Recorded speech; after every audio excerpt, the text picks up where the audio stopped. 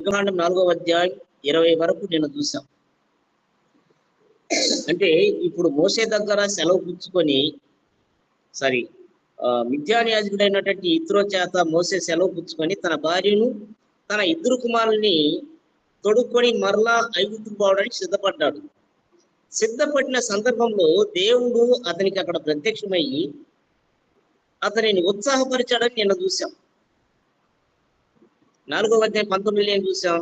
వాళ్ళు ఐగుప్తునికి బయలుదేరడానికి సిద్ధపడినప్పుడు దేవుడు మోసేతో మాట్లాడితే ఏమంటున్నాడంటే, నీ ప్రాణమును వెతికిన మనుషులందరూ చనిపోయిన కనుక ఐగుప్తుకు తిరిగి వెళ్ళమని మిద్యానులో మోసేతో చెప్పగా, అంటే సిద్ధపడ్డాడు. సిద్ధపడిన వెంటనే అతనికి ఒక ఉత్సాహకరమైనటువంటి ఒక వర్తమానాన్ని తెలియజేశాడు. ఒకవేళ మోసేకి ఒకవైపు భయం ఉండొచ్చు, ఒకవేళ అప్పట్లో ఉన్నటువంటి ఫరో చనిపోయినా తదనంతరం వేరే ఎవరైనా వచ్చినప్పుడు వాళ్ళు కూడా ఈ సమాచారం తెలిసి ఉండొచ్చు కదా. మోసే అక్కడ ఐగుప్తిని ఒకటి చంపినటువంటి సందర్భంలో ఆయన భయపడే పారిపోయాడు. ఇప్పుడు దేవుడు అక్కడ అతన్ని ధైర్యపరిచి, నువ్వు భయపడకుండా వెళ్ళు, నిన్ను సంపదలిసినటువంటి మనుషులు అందరూ ఒకళ్ళు కాదు, ఇద్దరు కాదు, ఆ సంవత్సరం కొంతమందికి తెలిసి ఉండొచ్చు ఆ ప్రాంతంలో ఐగుప్తులో. అతని 4:19 ధైర్యపరిచాడు. 20వ వచనంలో ఇంకా కొన్ని మాటలు మాట్లాడుతున్నాడు.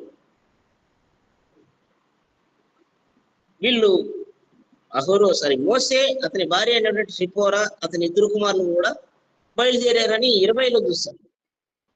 మరి మోసే కుమారుల పేర్లు చూసాం. మరి ఒక కుమారుని పేరేమో గెర్షోన్ అని పేరు పెట్టాడు. గెర్షోన్ అంటే ఏంటి అర్థం? నేను అన్ని దేశంలో పరదేశిగా నుండి అనుకొని ఆ పెద్ద కుమారునికి గెర్షోం అని పేరు పెట్టాడు, పరదేశి అని అర్థం ఇచ్చేటట్లు. రెండో కుమారునికి ఏం పేరు పెట్టాడంటే ఎలియాజర్ అని పేరు పెట్టాడు. మరి రెండో కుమారునికి ఎలియాజర్ అని పేరు పెట్టాడు కదా. ఎలియాజర్ అంటే అర్థం ఏంటి? దేవుడు ఉన్నాడు, సహాయకుడు అని అర్థంతో పెట్టాడనమాట పేరు. అంటే మోసే యొక్క ఇద్దరు కుమారుల పేర్లకి అర్థం ఉందా? గెర్షోం అంటే పరదేశంలో పుట్టాడు కాబట్టి పరదేశం పేరు పెట్టాడు. రెండో కొడుక్కి ఎలియాజర్ అని పేరు పెట్టాడు. అంటే దేవుడు నాకు సహాయకుడై ఉన్నాడు అన్నట్టు పెట్టాడు. అంటే ఇప్పుడు ఈ నలుగురు కూడా బయలుదేరారు. ఎక్కడికి పోవడానికి? ఐగుప్తులోనికి పోవడానికి తన భార్య కుమారుల్ని గాడిద ఎక్కించుకుంటున్నాడు, బయలుదేరాడు. అప్పుడు మరలా 21లో దేవుడు మాట్లాడుతున్నాడు. ఏం మాట్లాడాడు దేవుడు మోసేతో? అప్పుడు యెహోవా మోసేతో ఎట్లనను, నీవు ఐగుప్తునందు తిరిగి చేరిన తర్వాత చేయుటకు నేను నీకు ఇచ్చిన మహత్ కార్యములన్నీ ఫరో ఎదుట చేయవలనని సుమ్మి, అయితే నేను అతని హృదయములను కఠినపరిచేదను, అతడి జనులను పోనీయడు. చాలు. అంటే దేవుడు మోసేతో ఏమంటున్నాడంటే, నీవు ఐగుప్తు దేశంలో తిరిగి చేరిన తర్వాత చేయుటకు నియమించినటువంటి మహత్కార్యములన్నీ ఫరో ఎదుట చేయాలి.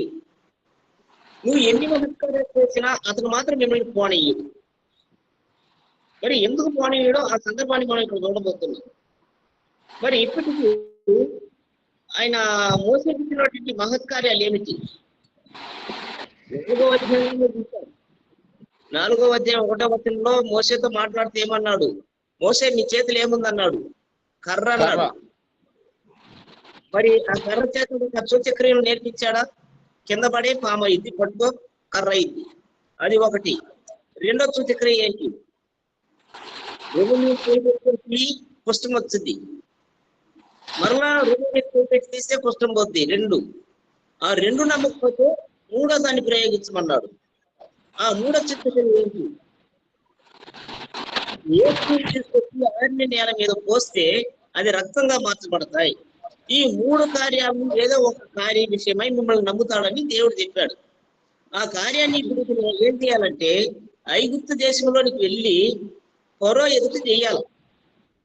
ఈ మోస ఎన్ని కార్యాలు చేసినా అతను నమ్మడు. ఎందుకంటే అతను ఒక కఠిన హృదయం కలిగినటువంటి వాడు కాబట్టి. దేవుడు కఠినుల ఎడల వికటము చూపిస్తాడా? పాట పడతామా? కఠినంగా దేవుడు ఏం చేస్తాడంటే వికటాన్ని చూపిస్తాడంట. అతను కఠినత్వం ఉన్నటువంటి వాడు కాబట్టి అతనికి దేవుడు కఠిన మనసుని ఇచ్చాడు. అంటే ఒక ఆ ఒక 50% కఠిన మనసు ఉందనుకో, దానిని ఒక 90% చేశాడు. ఎందుకు చేశాడు అనేది మనం ఇందులో చూడబోతున్నాం. 7వ అధ్యాయం 4వ వచనంలో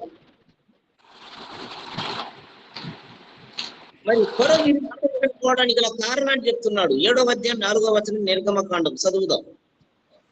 ఫరో మీ మాట వినడు గాని నేను నా చెయ్యి ఐగుప్తు మీద వేసి గొప్ప తీర్పుల చేత నా సేనలను ఇశ్రాయేలీయులైన నా ప్రజలను ఐగుప్తు దేశంలో నుండి వెలుపలికి రప్పించెదను.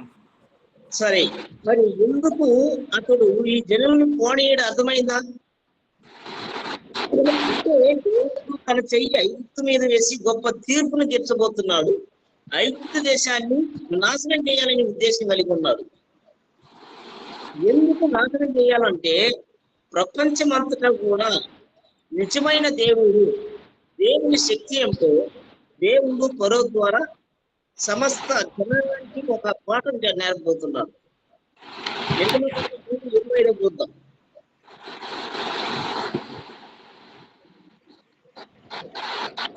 ఎన్ని క్రియలు చేసినా కూడా వాడు నమ్మడు. ఎందుకు నమ్మడంటే దేవుడు పాడు చేయాలని అనుకుంటున్నాడు. 3:20 నిర్గమకాండం చదువుదాం.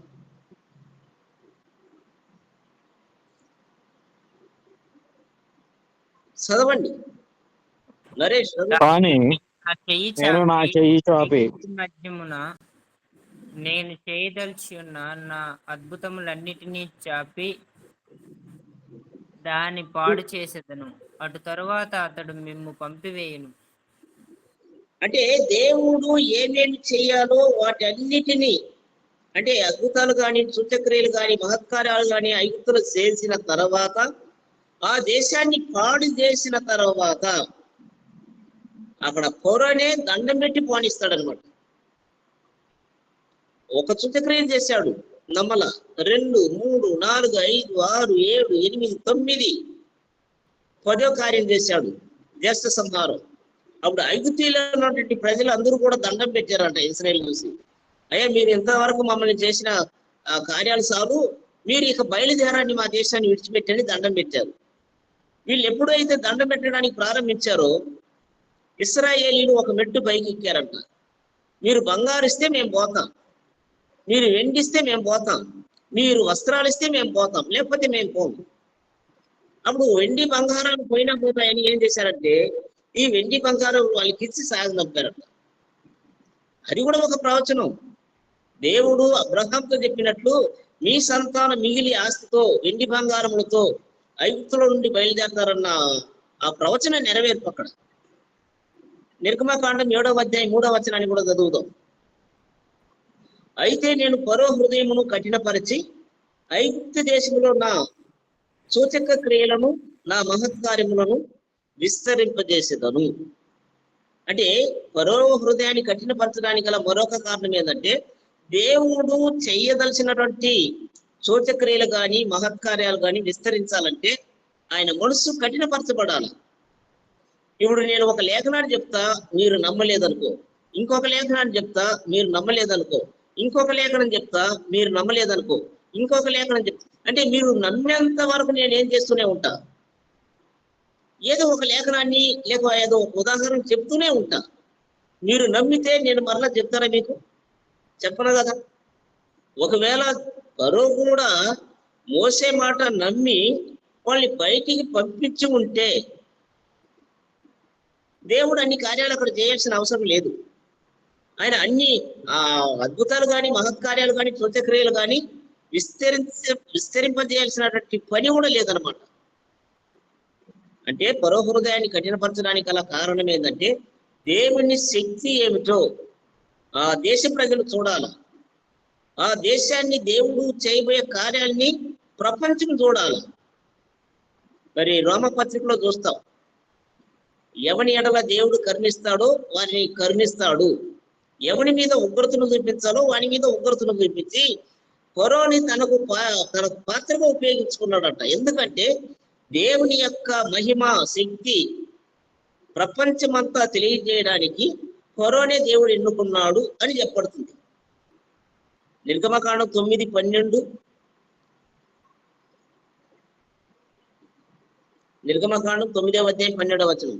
అయినను యెహోవా మోషేతో చెప్పినట్లు యెహోవా ఫరో హృదయమును కఠినపరచెను, అతడు వారి మాట వినకపోయాను. మరి ఇక్కడ ఫరో హృదయాన్ని కఠినపరిచింది ఎవరు? దేవుడు. దేవుడు. అంటే దేవుడే పూర్తిగా కఠినపరచాడా? కఠిన హృదయం కలిగినటువంటి ఫరోకి దేవుడు కఠిన హృదయాన్ని ఇచ్చాడా? 7వ అధ్యాయం 13వ వచనం. ఫరో హృదయాన్ని దేవుడు కఠినపరిచాడు. ఫరో కఠిన హృదయం కలిగిన వాడు కాబట్టి ఆ కఠినమైన హృదయం కలిగినటువంటి ఫరో హృదయాన్ని దేవుడు ఇంకా కాస్త కఠినపరిచాడు అనమాట. అదే నిర్గమకాండం 7:13లో అసలు ఫరో కఠిన హృదయం కలిగిన వాడే కానీ ఆ కఠిన హృదయాన్ని 9వ అధ్యాయం 12వ వచనంలో దేవుడు కూడా కఠినపరిచాడు. ఇప్పుడు గడిచాం కదా, 9వ అధ్యాయం 12వ వచనంలో దేవుడే ఫరో హృదయాన్ని కఠినపరిచాడు. ఎందుకు అంటే నిర్గమకాండం 7:13లో ఆ ఫరో కూడా కఠిన హృదయం కలిగిన వాడు కాబట్టి దేవుడు అతని హృదయాన్ని కఠినపరిచాడు. నిర్గమకాండం 7వ అధ్యాయం 13వ వచనం. యెహోవా చెప్పినట్టు ఫరో హృదయం కఠినమాయను కనుక అతడు వారి మాట వినకపోయెను. తరువాత యెహోవా మోషేతో ఇట్లనెను, ఫరో హృదయం కఠినమైనది, అతడు ఈ ప్రజలను కొలిచెనన్నాడు. చాలు. యెహోవా చెప్పినట్టు ఫరో హృదయం కఠినమాయెను గనుక అతడు వారి మాట వినకపోయెను. నిర్గమకాండం 4వ అధ్యాయం 22వ వచనానికి తిరుగుదాం. అంటే దేవుడు మోసేతో మాట్లాడుతున్నాడు. ఈ సందర్భం ఏంటంటే మోసే భార్య అయినటువంటి సిప్పోరా, అతని 2 కుమారులు ఐగుప్తుకు పోవడానికి బయలుదేరుతూ ఉన్నప్పుడు దేవుడు మోసేతో మాట్లాడుతూ, ఐగుప్తులో నిన్ను సంపూజించినటువంటి వాళ్ళందరూ చనిపోయారు, నువ్వు వెళ్ళిన తర్వాత నేను నీకు నేర్పినటువంటి అద్భుతాలు, సూచక్రియలు, మహత్కార్యాలని ఐగుప్తులో చెయ్యాలి. మీరు ఎన్ని చేసినా కూడా వాడు కఠిన హృదయం కలిగిన వాడు కాబట్టి వాడు తన మనసుని మార్చుకోలేడు. వాడు ఎప్పుడు మార్చుకోడు, నా అద్భుతాన్ని, సూచక్రియని, మహత్కారాన్ని విస్తరింపజేస్తానని చూసాం. ఇప్పుడు ఇంకా ఏమంటున్నాడు 4:22. అప్పుడు ఫరోతో ఏం చెప్పాలో మోసేతో దేవుడు చెప్తున్న మాట, ఇశ్రాయేలు నా కుమారుడు, నా జ్యేష్ఠ పుత్రుడు, నన్ను సేవించినట్లు నా కుమారుని పోనిమ్మని నీకు ఆజ్ఞాపించుచున్నాను. వాని పంపనులని ఎడల ఇదిగో నేను నీ కుమారుని, నీ జ్యేష్ఠ పుత్రుని చంపెదనని యెహోవా సెలవిచ్చుచున్నాడని అతనితో చెప్పమనెను. చాలు. అంటే 4:22-23లో ఫరోతో పోయి ఏం చెప్పాలి ఇతను?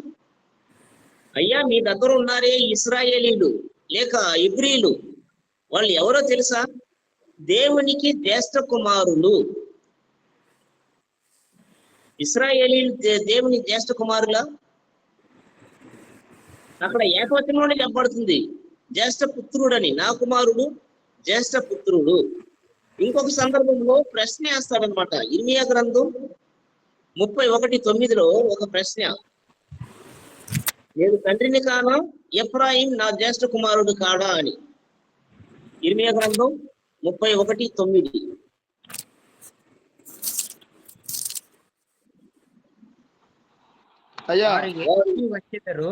వారు ఏడ్చుచూ వచ్చెదరు, వారు నన్ను ప్రార్థించుచుండగా నేను వారిని నడిపించుదును. వారు తొట్రెళ్లకుండా చక్కగా పోవు బాటను, నీళ్ల కాలువల యొద్ద వారిని నడిపించును. ఇశ్రాయేలులకు నేను తండ్రిని కానా, ఎఫ్రాయిము నా జ్యేష్ఠ కుమారుడు కాడా? చాలు. అంటే ఇక్కడ ఎఫ్రాయిం అంటే యాకోబు కుమారులు ఒక్కడని అర్థం కాదు. ఇశ్రాయేలీల జనాంగానికి మరొక పేరు కూడా ఎఫ్రాయిమీలు అని కూడా పిలువబడుతుంది. అర్థమవుతుందా? అంటే యాకోబుకున్న 12 మంది కుమారులు ఒకడు ఎఫ్రాయిం ఉన్నాడు. ఎఫ్రాయిం కాదు ఇది. ఇశ్రాయేలుకున్నటువంటి మరొక పేరు ఎఫ్రాయిము. ఆ చిన్న ప్రవక్త గ్రంథాలు కూడా చూస్తారు. సార్ చిన్న డౌట్ చెప్పండి సార్. సార్ ఇప్పుడు నిర్గమకాండము 22-23 వచనాలు చెప్పారు కదా, చదివారు కదా. 4:22 గారు. అదే 4:22-23లో నువ్వు ఆజ్ఞాపించుతున్న వారి పంపనులని ఎడల ఇదిగో నేను నీ కుమారుని జ్యేష్ఠపుత్రుని చంపిదనని. జ్యేష్ఠపుత్రుడు అంటే ఫరోకే. ఆ ఐగుప్తులో ఉన్నటువంటి వారి అందరి జ్యేష్ఠపుత్రులు చంపేస్తాడు చివరికి. ఓ అంటే ఇక్కడ నేను దీన్ని క్రాస్గా ఎందుకు తీసుకున్నానంటే, మీరు నా జ్యేష్ఠపుత్రుని మీరు పంపకపోతే మీ జ్యేష్ఠపుత్రులు భూమి మీద జీవంతో ఉండరు, చంపేస్తానంటాడు.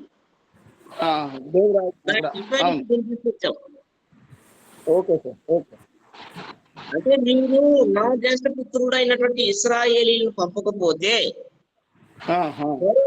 నేను నీ జ్యేష్ఠ కుమారుని చంపేస్తానంటున్నాడు. అప్పుడు ఇశ్రాయేలీలు దేవునికి జ్యేష్ఠపుత్రులా అంటే అవునని సమాధానం ఇస్తున్నాం.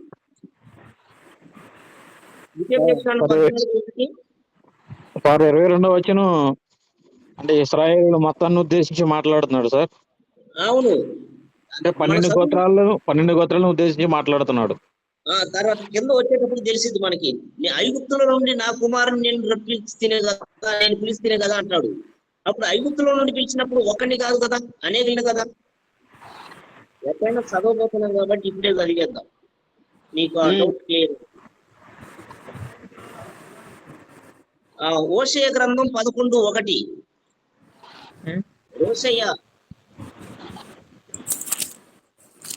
ఇశ్రాయేలు బాలుడై ఉండగా నేను అతని ఎడల ప్రేమ కలిగి నా కుమారుని ఐగుప్తులో నుండి పిలిచితిని. చాలు. ఇశ్రాయేలు బాలుడై ఉండగా నేను అతని ఎడల ప్రేమ కలిగి నా కుమారుని ఐగుప్తు దేశంలో నుండి పిలిచి తిని. ఐగుప్తులో ఇశ్రాయేలు ఉన్నాడా లేకపోతే ఇశ్రాయేలీలా? ఇశ్రాయేలీయులు. అంటే యాకోబు పుట్టినటువంటి 12 మంది కుమారుల్ని గాని లేక యోసేపు 2 కుమారుతో కలిపి 12 మంది గాని కావచ్చు. 12 అది దళితాపుల్లో వాళ్ళు ఒక 12, ఒక 2, 14 మంది కావచ్చు. యాకోబుకి ఎంతమంది పిల్లలు? 3 మంది. 12 మంది. 12 మంది. అది స్వాస్థ్యకర్తల లెక్కలోకి వచ్చినప్పుడు, అంటే సంతానం అని వచ్చినప్పుడు యాకోబు 12 మంది కుమారులు ఉన్నారు. స్వాస్థ్యకర్తలు అంటే స్వాస్థ్యం పొందిన వారి లెక్కలో తీసుకుంటే అక్కడ 12 మంది ఉన్నారు, యోసేపు కుమారులు కలిపి. ఇది కొంచెం జాగ్రత్తగా వినండి. గోత్రకర్తలు వేరు, స్వాస్థ్యకర్తలు వేరు. గోత్రకర్తలు అంటే యాకోబుకు పుట్టినటువంటి 12 మంది, ఒక్కొక్కరు ఒక్కొక్క గోత్రం. రూబేన్ వచ్చి రూబేన్ గోత్రం, సిమియోన్ వచ్చి సిమియోనీయుల గోత్రం. అలా 12 గోత్రాలు ఉన్నాయి.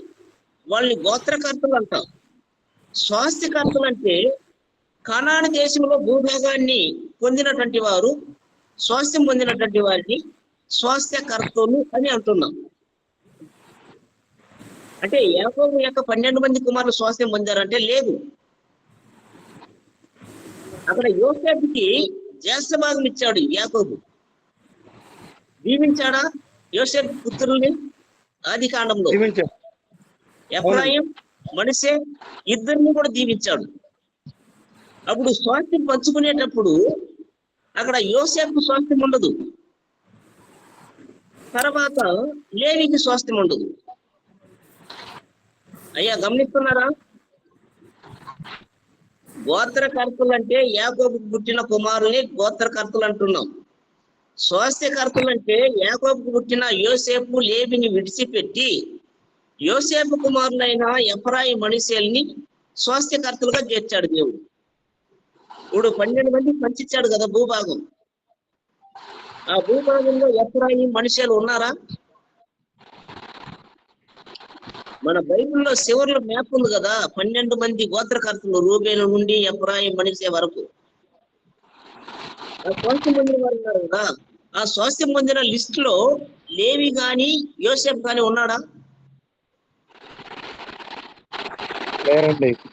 లేరు. అప్పుడు యోసేపు లేవికి వచ్చినటువంటి భూభాగాన్ని, స్వాస్థ్యాన్ని యోసేపు కుమారులైన ఇద్దరికి పనిచేశాడు. అక్కడ 2 మందిని తీసేశాడు, ఇక్కడ 2 కలుపుకున్నాడు. అప్పుడు హోషేయ గ్రంథం 11వ అధ్యాయం 1వ వచనంలో ఇశ్రాయేలు బాలుడై ఉండగా నేను అతని ఎడల ప్రేమ కలిగి నా కుమారుని ఎక్కడి నుండి పిలిచాడట.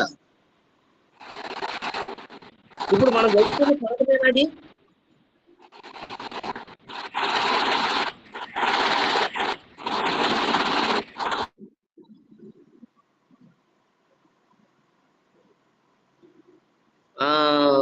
రామకృష్ణ సార్ చెప్పండి సార్. అది అక్కడ డిస్టర్బెన్స్ చేసేది మీదే అనుకుంటున్నా. నేను అసలు మూట్లు ఇప్పుడు చెప్పిన తర్వాత మూట్లు తీసాను నేను. ఇప్పుడే అంటే నేను సైలెంట్ అయ్యాను చూడు, అప్పుడు మీ మైక్ ఆన్లోనే ఉంది. ఇప్పుడు సార్ ఇందాక ఆన్లో లేదు, ఇప్పుడు మళ్ళీ తీశాను. నా దగ్గర రాలేదు. నా దగ్గర ఇక్కడ నేను చూస్తూ ఉంటే అందరూ మైక్ కట్ చేసినట్టు కనబడితే మీది మాట్లాడుతున్నారు కదా నాతో అని అడిగా. సరే మాట్లాడినప్పుడు చేసి మళ్ళీ వెంటనే పెట్టాను. సరే ఇప్పుడు మళ్ళీ తీసుంది సార్, ఇప్పుడు తీసుంది మళ్ళీ పెట్టేస్తాను. సరే ఇప్పుడు అక్కడ హోషేయ గ్రంథం 11వ అధ్యాయం 1వ వచనంలో ఇశ్రాయేలు బాలుడుగా ఉన్నప్పుడు అంటే అది యాకోబుని గురించి మాట్లాడుతుందా?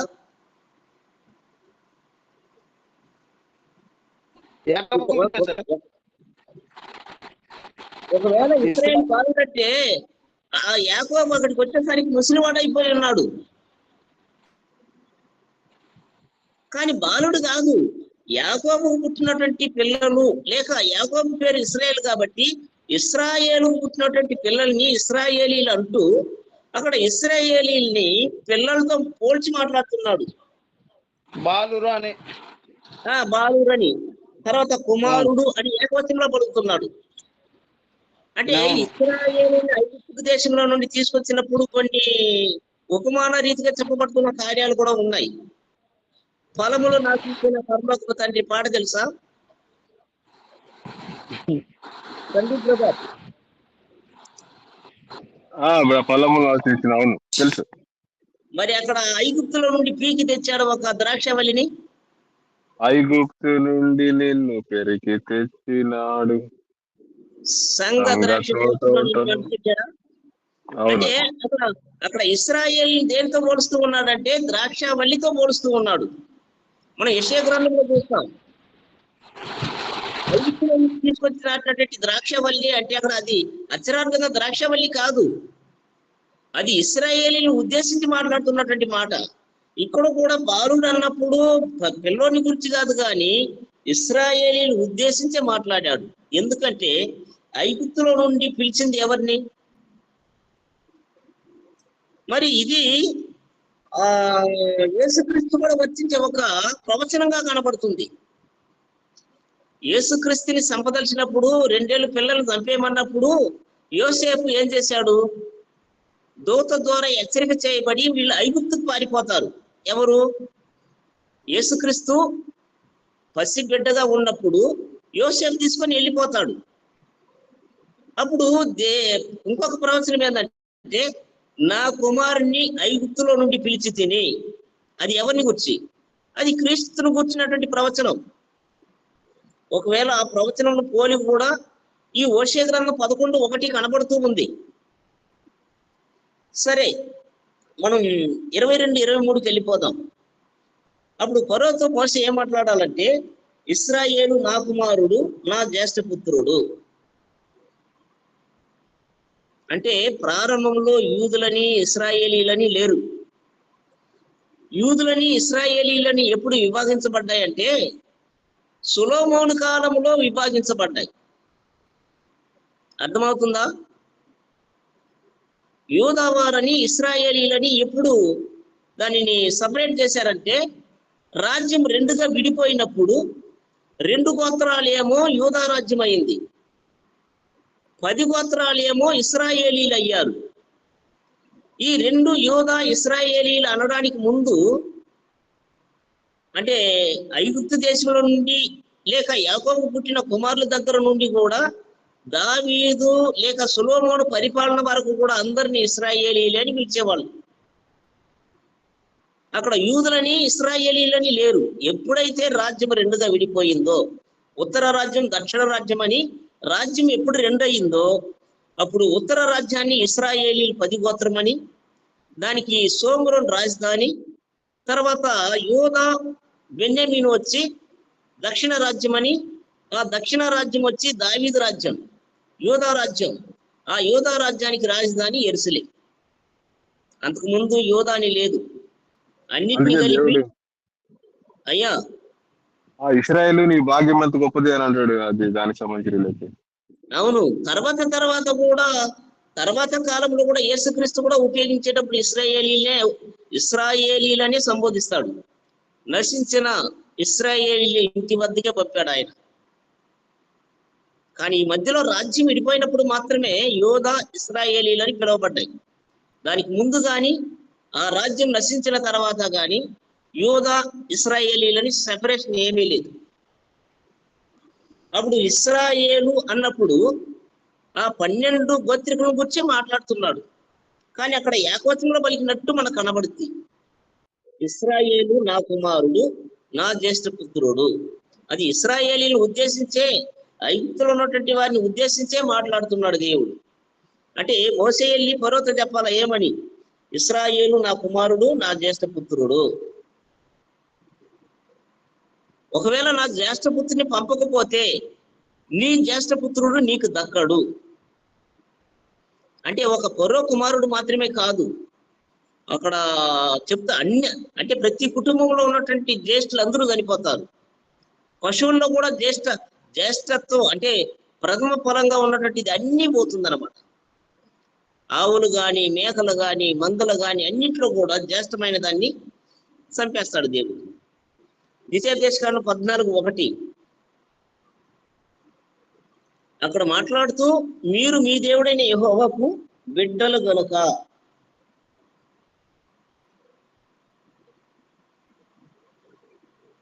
ద్వితీయోపదేశకాండం 14:1 దేవుడికి బిడ్డలు ఎవరు? ఇశ్రాయేలీయులు. ఎవడైనా చచ్చిపోతే ఆ శరీరాన్ని కోసుకోవడం కానీ, కనుబొమ్మల మధ్య బోడి చేసుకోవడం కానీ చేయకూడదు. అది ఎవరిదంటే అది అన్ని జనుల యొక్క ఆచారం. ఏది? ఎవరైనా చచ్చిపోతే మీసాలు తీసేసేది, గడ్డాలు తీసేసేది, కొన్ని సందర్భాల్లో కొన్ని ప్రాంతాలు గుండ్లు కొట్టించుకోవడం, కొన్ని సందర్భాల్లో ఈ కనురెప్పలు బోడి చేయించుకోవడం. అది ఎవరి ఆచారం అంటే అన్ని జనుల ఆచారం. కాబట్టి అలాంటిది మీరు చేయకూడదు. ఎందుకంటే మీరు దేవుని పిల్లలు, యెహోవా బిడ్డలు అని ఇశ్రాయేలును ఉద్దేశించి మాట్లాడుతున్నాడు. ఇర్మీయా గ్రంథం 31:9 అక్కడ ఇశ్రాయేలీకి నేను తండ్రిని కానా అంటున్నాడు. ఇశ్రాయేలీకి దేవుడు తండ్రియా? ఇర్మీయా గ్రంథం 31:9 చదువుదాం.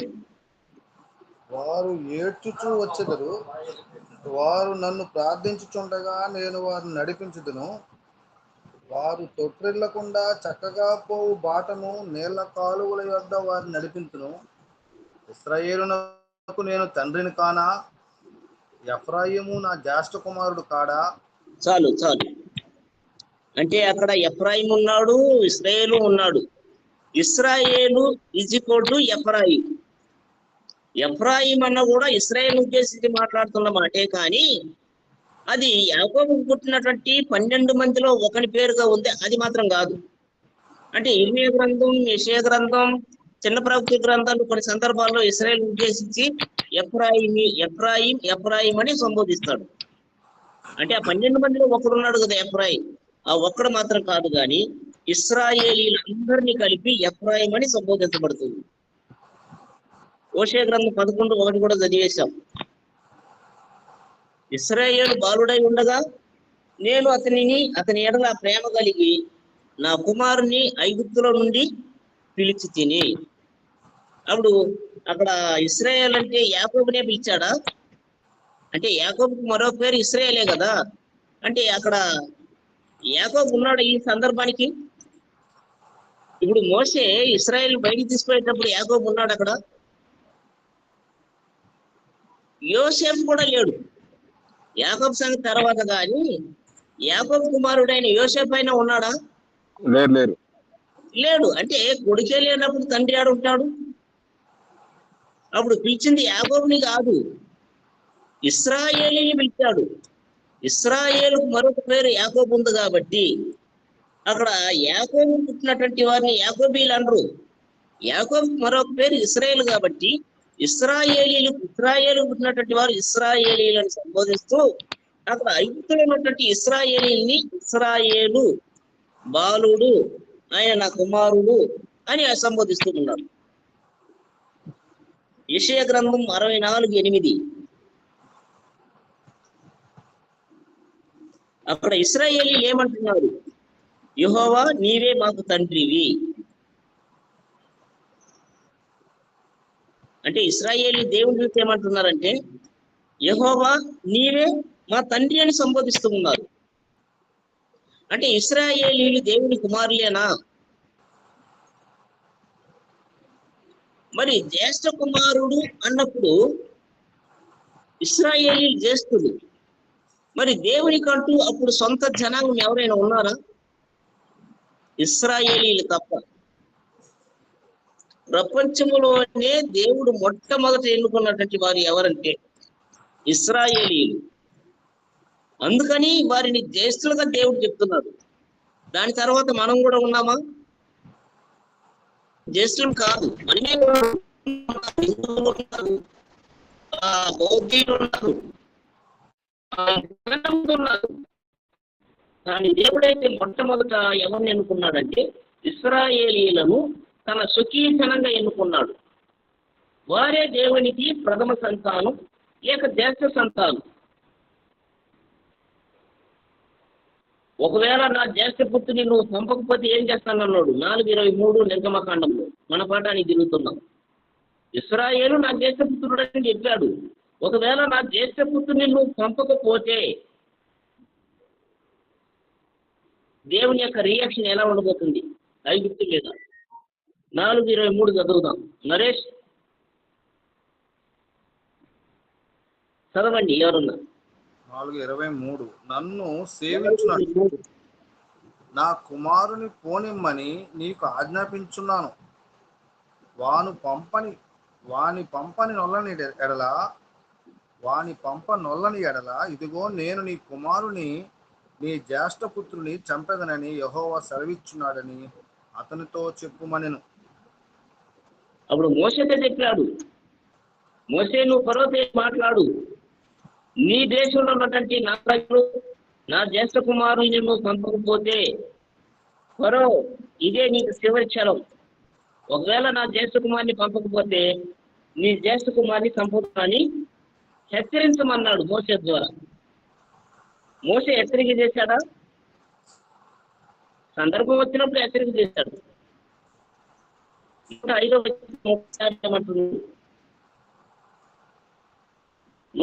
కీర్తన 36లో ఐగుప్తు దేశంలో ఉన్నటువంటి వారి సమస్త జ్యేష్ఠులను వారి క్రమ సంతానమును ఆయన చేశాను.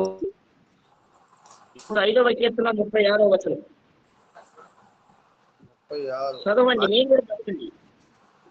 36 వారి దేశమందలి సమస్త జ్యేష్ఠులను వారి ప్రథమ సంతానమును ఆయన హతము చేసెను.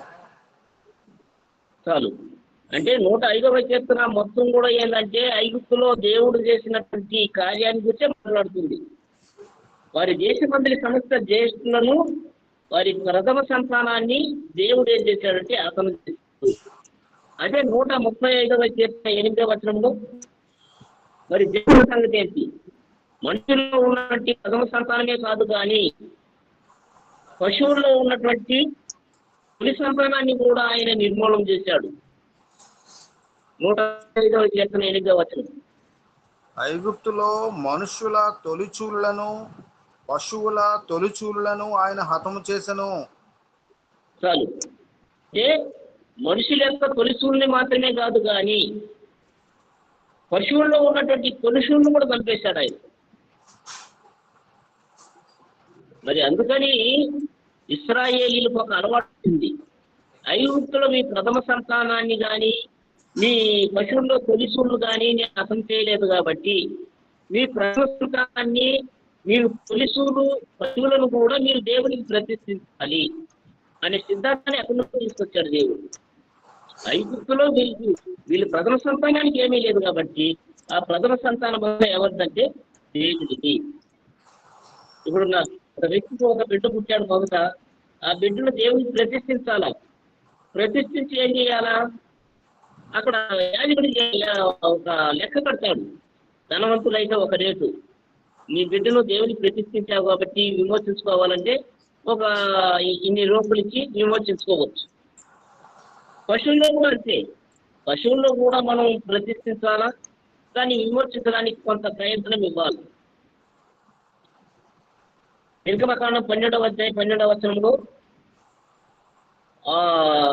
జ్యేష్ఠ సంహారం, తొలి సంతాన సంహారం జరిగినప్పుడు ఏం జరిగిందో చదవచ్చు మనం అక్కడ. నిర్గమకాండం 12:12. ఆ రాత్రి నేను ఐగుప్తు దేశమందు సంచరించి ఐగుప్తు దేశమందరి మనుషుల్లే గాని జంతువుల్లోనే గాని తొలి సంతతి అంతయు హతము చేసి ఐగుప్తు దేవతలకు అందరికీ తీర్పు తీర్చదను, నేను యెహోవాను. చాలు. రాత్రి దేవుడు ఐగుప్తు దేశం సంచరించి ఐగుప్తు దేశమందరి మనుషుల్లో గాని పశువుల్లో గాని తొలి సంతతిని అంతటిని కూడా ఆయన హతము చేసి తన ప్రజలను బయటికి తీసుకున్నాడు. అంటే నా దేశ సంతానమైనటువంటి యాకోబుని కానీ ఇశ్రాయేలీని కానీ మీరు విడుదల చేయకపోతే మీ దేశ సంతానాన్ని నేను హతం చేస్తానని దేవుడు మోషేతో చెప్పి మోషే వెళ్ళి ఫరోతో చెప్పమన్నాడు. నిర్గమకాండం 12:29. 12:29.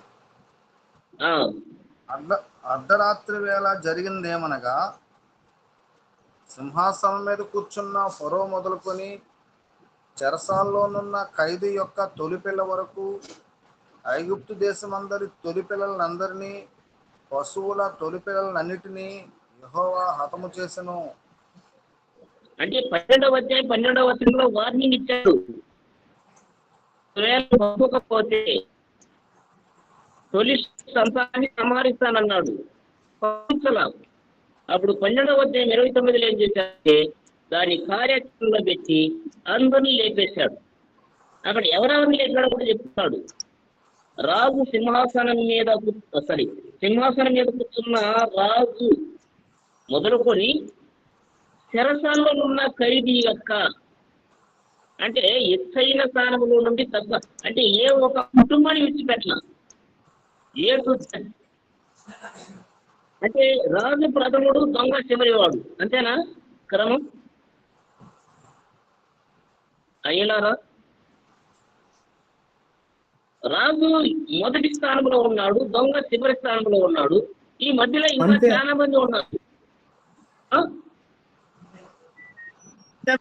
క్రమం అంతే, ఒక క్రమం కదా. రాజు దొంగ. అవును. మరి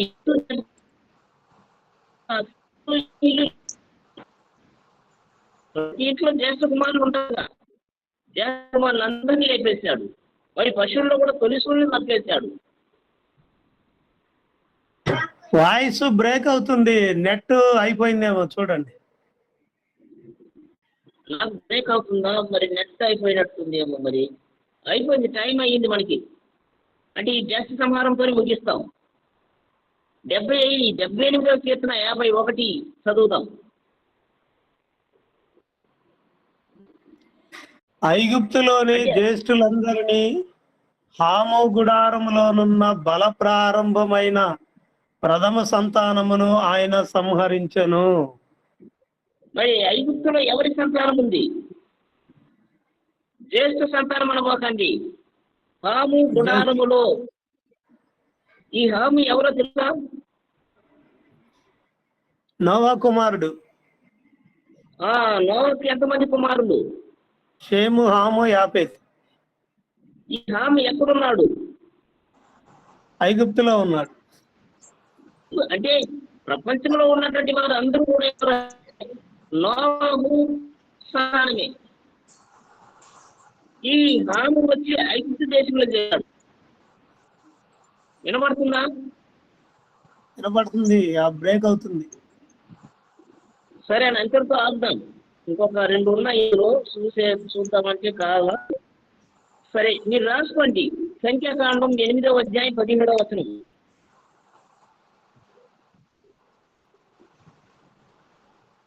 సంఖ్యాకాండం 18-17.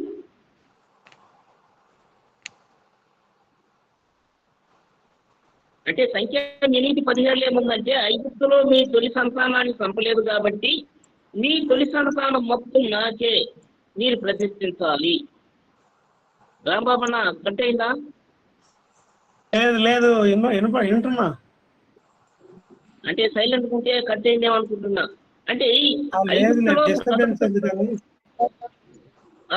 8-17 సంఖ్యాకాండం 8-17 ఏముందంటే, ఐగుప్తులో ప్రథమ సంతానం తొలిసూడుని సంహరించి మీ దాన్ని విడిచిపెట్టాను కాబట్టి మీరు దగ్గర ఉన్నటువంటి తొలిసూడును కానీ మొదటి సంతానాన్ని కానీ మీరు నాకు ప్రతిష్ఠించాలి.